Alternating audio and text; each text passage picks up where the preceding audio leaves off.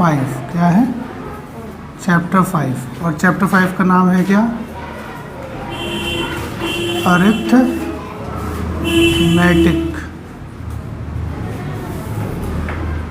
Progression. Hindi में क्या कहते हैं इसको, बताओ? समांतर श्रेणी। हाँ, हिंदी में बोलेंगे इसको हम समांतर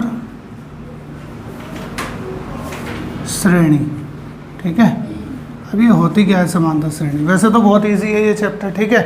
क्या क्या होता है इसके अंदर ये देखेंगे कि हम समझेंगे क्या है। इसको ऐसे समझो जैसे फॉर एग्जांपल कि अगर मैं इसको हम शॉर्ट में, जो अरिथमेटिक प्रोग्रेशन है ना, इसको हम शॉर्ट में क्या बोलेंगे? AP। क्या बोलेंगे? हाँ, AP। हिंदी हो या इंग्लिश हो, दोनों में AP ही बोलेंगे, ठीक है।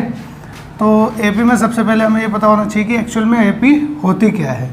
तो पहले हम यहाँ पर देखेंगे, तो मैं एक एग्जांपल लिखता हूँ AP का। जैसे यहाँ पर मैंने कोई AP लिखी है, जैसे यहाँ पर देखो 2, 4, 6, 8, 10 एंड सो ऑन, ऐसे ही आगे भी चलती जा रही है। तो अगर आप यहाँ पर ध्यान से देखोगे तो ये क्या है? 2, 4, 6, 8 और 10, और ऐसे ही क्या हो रही है? आगे चलती जा रही है। जब आगे चलती जा रही है तो जो हमारा यहाँ पर ये जो पहला होता है, ये जो होता है इसको हम बोलते हैं फर्स्ट टर्म। अगर हम इसको इस तरीके से डिनोट कर सकते हैं, अगर मैं इसको दूसरे तरीके से बताऊँ तो हम इसको ऐसे देख सकते हैं कि ये हुआ हमारा A1, या फिर कई बार हम सिर्फ A बोल देते हैं, फर्स्ट टर्म। ये जो हुआ हमारा, ये क्या हुआ? A2 सेकेंड टर्म हुआ, और ये क्या हुआ? A3 थर्ड टर्म, और A4 ऐसे ही A5, और ये सीरीज़ आगे बढ़ती जा रही है, ठीक है। तो जो A1 है, अगर मैं इसमें बोलूँ कि A1 को हम क्या बोलेंगे? A1 को हम बोलेंगे फर्स्ट, क्या बोलेंगे? First term. और हिंदी में अगर कहेंगे तो हम क्या बोलेंगे? प्रथम पद। हिंदी में क्या बोलेंगे भाई? प्रथम पद। और A2 को हम क्या कहेंगे? मतलब जो दूसरा है, इसे बोलेंगे हम सेकेंड टर्म। बात समझ में आ रही है या नहीं आ रही है? सेकेंड टर्म को क्या बोलेंगे हम? द्वितीय पद, दूसरा पद, ठीक है, इस तरीके से। और A3 ऐसे ही क्या हो जाएगा हमारा? Third term. थर्ड टर्म मतलब तृतीय पद, तृतीय पद। तो आप यहाँ पे एक चीज़ देखोगे, जैसे मैंने यहाँ पे 1 लिखा तो हमने इसको फर्स्ट बोल दिया, 2 लिखा तो सेकंड बोल दिया, 3 लिखा तो थर्ड बोल दिया। ऐसे ही आगे 4th, 5th, 6th, 7th चलते जाएंगे, है ना। तो मैं इसको ऐसे डॉट डॉट करके दिखा देता हूँ कि ये आगे तक ऐसे ही चलते जाएंगे। लास्ट में मान लो किसी एक नंबर तो होगा, कोई ना कोई नंबर तो होगा लास्ट में, होगा या नहीं होगा? तो लास्ट में जो अगर कोई भी नंबर हो रहा होगा, सपोज़ कि वो, अब हमें नंबर तो पता नहीं, तो हम क्या मान लेते हैं कि वो, हम ये मान लेते हैं कि कोई n नंबर होगा, n फॉर कोई सा भी नंबर हो सकता है। जैसे मैं कहूँ कि इसमें अगर AP में अगर मैं इसको लेकर जाऊँ 50 टर्म तक, तो n की वैल्यू क्या हो जाएगी? उसमें 50 हो जाएगी, है ना। और अगर ऐसे ही मैं इसको 30 तक रहने दूँ तो n की वैल्यू कितनी हो जाएगी? 30 हो जाएगी, ठीक है। तो ऐसे ही जो हमारा लास्ट टर्म होता है, फर्स्ट टर्म तो हमारा पता है कि हमें पहले वाला होगा, ठीक है। और कई बार ना फर्स्ट टर्म को सिर्फ A1 ना बोलकर A भी बोला जाता है, ये भी याद रखना, ठीक है। बाकी के आगे हमें लिखना होता है 1 2 मतलब 2 3 4 5 जो भी टर्म का होता है। तो ऐसे ही ये चलता जाएगा, कहाँ तक जाएगा? AN तक जाएगा। अब ये नंबर कुछ भी हो सकता है, अब जितने टर्म होंगे उतने नंबर का ये मतलब हो सकता है। जैसे कि अगर 50 टर्म है किसी सीरीज़ में, तो यहाँ पर क्या हो जाएगा? A50। और मान लो किसी में 30 टर्म है तो क्या हो जाएगा? A30। लास्ट टर्म होगा ये, इसको हम क्या बोलेंगे? लास्ट। हिंदी इसको हम बोलेंगे, जो ये हमें गिवन होगा, पहले तो हम इसको कह सकते हैं कि nth टर्म। क्या कहेंगे? nth टर्म, मतलब कि n नंबर का टर्म, कोई सा भी हो सकता है। यहाँ पे अगर 50 है तो क्या हो जाएगा? 50th टर्म, ठीक है। बात समझ में आ रही है नहीं आ रही? हिंदी में हम कहेंगे इसको nवां पद। हिंदी में क्या कहेंगे भाई? nवां पद, ठीक है, इतना। और अगर हम इसको एक बार और देखें, क्योंकि हमारी सीरीज़ का जो होगा ये लास्ट टर्म होगा, सबसे एंड में आएगा, तो इसको हम क्या कहेंगे? Last term. क्या कहेंगे?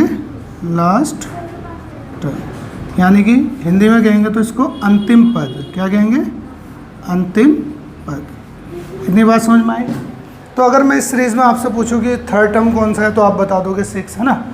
तो अब AP होगी या नहीं होगी, इसके लिए एक चीज़ और हमें पता करना है। इसमें तो मैंने आपको बता ही दिया कि ये AP है। अब आपको कैसे पता चलेगा कि ये AP है या नहीं है। क्वेश्चन इस पर भी आते हैं कि बताओ कोई हमें सीरीज़ गिवन है कि वो AP है या नहीं है, कैसे पता लगाते हैं। तो पहले यहाँ पे सबसे अच्छी बात क्या होती है कि AP को पता लगाने के लिए अगर मैं इस सीरीज़ को दोबारा से लिखता हूँ, मैं यहाँ पर लिख देता हूँ दोबारा से। क्या लिख दिया मैंने यहाँ पर AP में, जैसे 2 4 6 8 10 और ये चलते जा रहे हैं। कोई लास्ट टर्म हमें नहीं बताया। अगर हमसे पूछा जाए कि इसके 50वें पे नंबर पे क्या आएगा, 50th टर्म क्या होगा, हम इजीली बता सकते हैं। लेकिन अभी हमें कुछ नहीं बोला गया है कि ये बोला गया है, बस इतना ही। तो पहले ये बताओ इसका हम पता कैसे लगाएंगे कि AP है या नहीं। अगर आप ध्यान से देखोगे तो इसमें देखो यहाँ से यहाँ तक का कितना डिफरेंस आया, 2। यहाँ से यहाँ तक का कितना डिफरेंस आया, 2। यहाँ पर भी कितना डिफरेंस आ रहा है, 2। और यहाँ पर भी डिफरेंस कितना आ रहा है, 2। तो आप ये देख रहे हो कि हर किसी में कितने कितने का डिफरेंस आ रहा है, 2 का डिफरेंस आ रहा है। यानी कि हर 2 डिजिट का मतलब जो हर 2 टर्म आ रहे हैं उनका डिफरेंस कितना आ रहा है, 2 आ रहा है। ठीक है, अगर 2 डिफरेंस आ रहा है, सेम डिफरेंस आ रहा है, ठीक है, ये जो सेम डिफरेंस आता है इसको हम बोलते हैं कॉमन डिफरेंस। क्या बोलते हैं, कॉमन डिफरेंस। क्या बोलते हैं इसको, कॉमन डिफरेंस। कॉमन डिफरेंस को हिंदी में हम कहते हैं सार्व अंतर। क्या बोलते हैं, सार्व अंतर। बात समझ में आई। और इसके लिए जो हमारा टर्म होगा मतलब जो जिससे हम डिनोट करेंगे वो सिंबल हम यूज़ करेंगे यहाँ पर D। क्या यूज़ करेंगे, D। आई बात समझ में। अब D कैसे कैलकुलेट कर सकते हैं। D कैलकुलेट करने के लिए मुझे अगर D पता लगाना है कि इस सीरीज़ में D क्या है, तो आप क्या करोगे, कोई से भी 2 कॉन्जिक्यूटिव टर्म्स लोगे। कॉन्जिक्यूटिव टर्म्स का मतलब लगातार एक के बाद जो दूसरा आ रहा होगा वो लोगे। जैसे यहाँ है 2, 2 के बाद क्या आ रहा है, 4। तो आप क्या करोगे, 4 में से क्या माइनस कर दोगे, 2। तो आपका आंसर क्या है, मतलब डिफरेंस कितना पता चल जाएगा, 2। यानी आपने यहाँ पर क्या किया, A2 में से क्या माइनस किया, A1। ठीक है, तो अगर आप यहाँ पर देखोगे तो A2 कितना है आपका, ये पहले नंबर पे जो हुआ ये A1, दूसरे पे A2, A3, A4, A5 और ऐसे ही है चलते जा रहे हैं। तो आप यहाँ पर देखोगे कि D की वैल्यू, मैंने क्या बोला कि 2 लगातार जो टर्म आ रहे होंगे उसका डिफरेंस बताना है। क्या करना है, 2 लगातार टर्म का डिफरेंस। ठीक है, तो हम यहाँ पर क्या करेंगे, A2 माइनस A1। तो A2 कितना है यहाँ पर, 4 माइनस 2, तो कितना आ गया, 2 आ गया। अगली बार अगर मैं चाहता हूँ कि मुझे फिर से डिफरेंस चेक करना है तो मैं ज़रूरी नहीं कि A2 और A1 ही लूँ, मैं आगे के 2 टर्म्स और ले सकता हूँ, जैसे A3 minus A2। But condition ये है कि वो दोनों क्या होने चाहिए, कॉन्जिक्यूटिव होने चाहिए। कॉन्जिक्यूटिव का मतलब एक के बाद दूसरा आना चाहिए। ऐसा नहीं है कि आपने एक ये तो ले लिया और एक आगे का ले लिया, फिर तो बहुत ज़्यादा डिफरेंस आ जाएगा, सही से पता नहीं चल पाएगा। ठीक है, तो यहाँ पर अगर आप देखोगे क्या आएगा, A3 कितना है यहाँ पर, 6 माइनस A2 कितना है, 4। तो 6 माइनस 4 करेंगे तो क्या आएगा, 2। ठीक है, तो एक बार और चेक कर लेते हैं D को। D का अब ज़रूरी थोड़ी कि हम A3 माइनस A2 करें, अब हम ऐसे भी तो कर सकते हैं A4 माइनस A3। आ रही है बात समझ में या नहीं आ रही है। तो देखो A4 कितना है यहाँ पर, 8 माइनस A3 कितना है, 6। तो क्या आ रहा है, 2 आ रहा है। आप देख रहे हो हर जगह डिफरेंस क्या आ रहा है, 2। तो AP की खास बात ये होती है कि उसका हर जगह जो डिफरेंस होता है वो क्या होता है, सेम होता है, उसमें चेंज नहीं आता।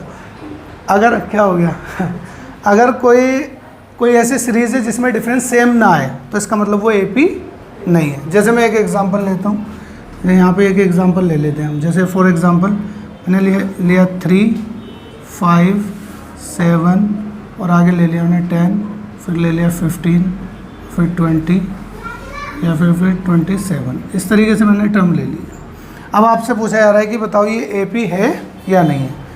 आ रही बात समझ में। AP होने के लिए कंडीशन क्या है कि जो कॉमन डिफरेंस होता है वो सेम रहना चाहिए। हर एक जो 2 टर्म होते हैं कॉन्जिक्यूटिव टर्म्स, लगातार के जो टर्म्स होते हैं उनके बीच का डिफरेंस कितना होना चाहिए, सेम होना चाहिए। तो हम चेक करते हैं, जैसे यहाँ पर कितना डिफरेंस आ रहा है, 3 और नहीं 3 नहीं 2 डिफरेंस आ रहा है। यहाँ पर भी कितना आ रहा है, तो यहाँ तक देख के तो लग रहा है कि AP है।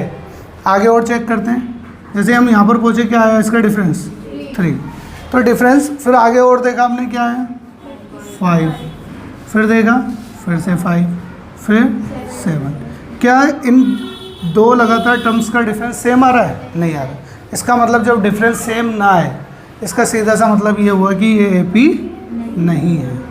तो हमारी ये जो थी, ये तो हमारी AP थी क्योंकि हमने इनका डिफरेंस चेक किया। इसके लिए भी आप ऐसे ही चेक कर सकते हो, A2 minus A1, A3 minus A2 करके इस तरीके से ही चेक करोगे तो डिफरेंस हम देखेंगे कि सेम नहीं आ रहा है। सेम नहीं आ रहा है तो इसका मतलब क्या है, वो AP नहीं है। यहाँ तक बात समझ में आ गई या नहीं आ गई? तो अब हमें बेसिक जो समझना था वो ये हमारा इसका बिल्कुल बेसिक पार्ट चल रहा है। पहली बात तो आपको ये पता होना चाहिए कि D क्या होता है, ठीक है। D कैलकुलेट करने के लिए क्या करोगे आप, या तो A2 माइनस A1, बात वही है, या फिर D आप कैसे कैलकुलेट कर सकते हो, A3 माइनस A2, फिर D और कैसे कैलकुलेट कर सकते हो, A4 माइनस A3, और ऐसे ही चलता जाएगा। D कहीं पर भी कैलकुलेट करोगे, D की वैल्यू क्या आनी चाहिए, किसी भी एक AP में सेम आनी चाहिए, ठीक है। अब मैं मान लूँ कि उसके टर्म है N, तो क्या आएगा N माइनस N माइनस 1। ये समझ में आया है मैंने क्या लिखा है कि लास्ट टर्म से अगर हम कैलकुलेट करेंगे तो जो N वाला टर्म होगा वो, और N टर्म में से एक माइनस करेंगे वो। जैसे मैं कहूँ कि इसमें किसी एक सीरीज़ में 50 टर्म है तो N कितना हो गया 50, और जैसे अगर मैं यहाँ लिखना चाहूँ तो D की वैल्यू इस हिसाब से मैं क्या लिखूँगा, A50 माइनस, यहाँ पर मैं क्या लिखूँगा, A50 माइनस 1। समझ में आ रही है बात? तो D की वैल्यू क्या आ जाएगी, A50 माइनस A49। समझ में आई बात या नहीं आई? तो इस फॉर्मूले का सीधा ये मतलब है कि हम किसी भी नंबर का क्या कर सकते हैं, D कैलकुलेट कर सकते हैं।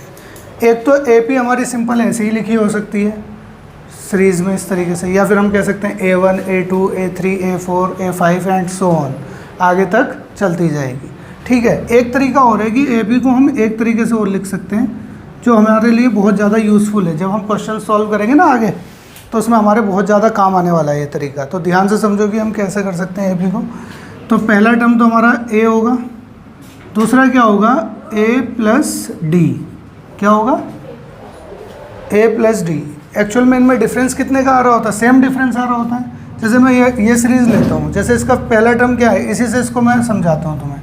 जैसे इसका अगर मैं इस AP की अगर मैं बात करूँ तो इसमें अगर मैं फर्स्ट टर्म लिखना चाहूँ तो यहाँ क्या दिखेगा मुझे 2, और अगर मैं दूसरा लिखना चाहूँगा तो क्या होगा A प्लस D। A कितना है 2 प्लस D, और D की वैल्यू हमने कितनी निकाली थी इसकी, इसमें कितने का डिफरेंस आ रहा था, 2 का डिफरेंस आ रहा था। तो इसका D कितना है 2, तो अगर मैं इसमें 2 में 2 ऐड कर दूंगा तो क्या हो जाएगा 4 नहीं हो जाएगा, जैसे 2 प्लस 2 क्या हो जाएगा 4। तो यही तो है हमारा, पहला टर्म क्या है 2, दूसरा क्या है 4, ठीक है।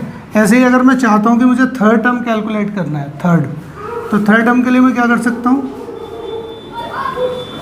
A2 प्लस D, या तो मैं ऐसे कर सकता हूँ A2 प्लस D, जो दूसरे नंबर का है उसमें क्या कर दो D प्लस कर दो, ठीक है।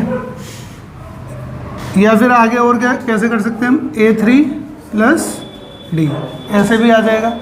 या इसका एक तरीका और है, एक तो हम ये भी अप्लाई कर सकते हैं, और जो इससे भी ज़्यादा यूज़ होने वाला तरीका है, जैसे यहाँ पर अगर हम करेंगे, इसमें प्लस करेंगे, ये 2 आ गया, 2 में D प्लस करेंगे तो क्या आ जाएगा 6, ठीक है। इसमें फिर D प्लस करेंगे तो क्या आ जाएगा 8 एंड सो ऑन, ये चलते जाएगी। या फिर एक तरीका और समझो क्या होगा, जो कि सबसे इम्पोर्टेंट कहलाएगा इसका, उसे समझो ज़रा।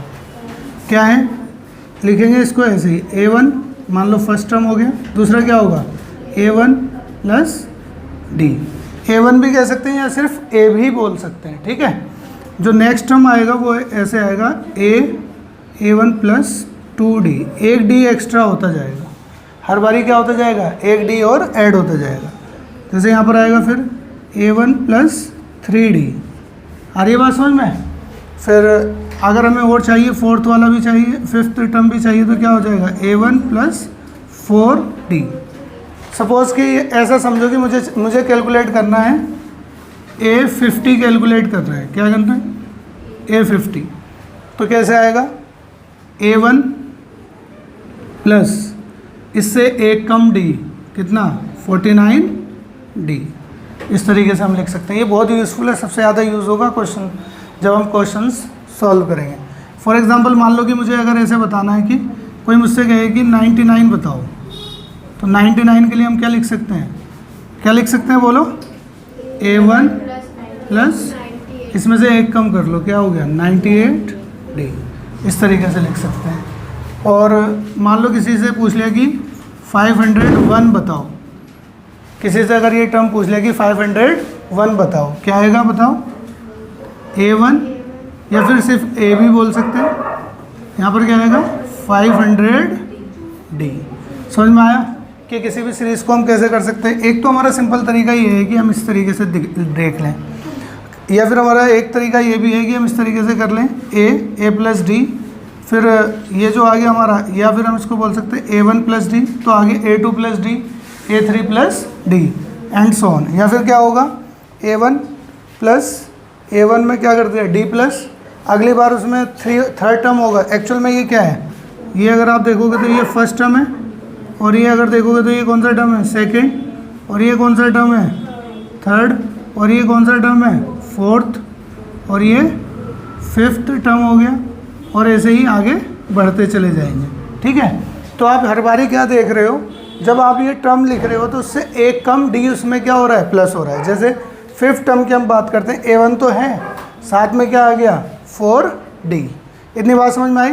इस तरीके से हम सीरीज़ को लिख सकते हैं। ये इसका पूरा बेसिक है जो आपको, मुझे उम्मीद है कि समझ में आ गया होगा। ठीक है, तो चलो नोट कर लो इसको, आगे बढ़ाते हैं फिर और देखेंगे।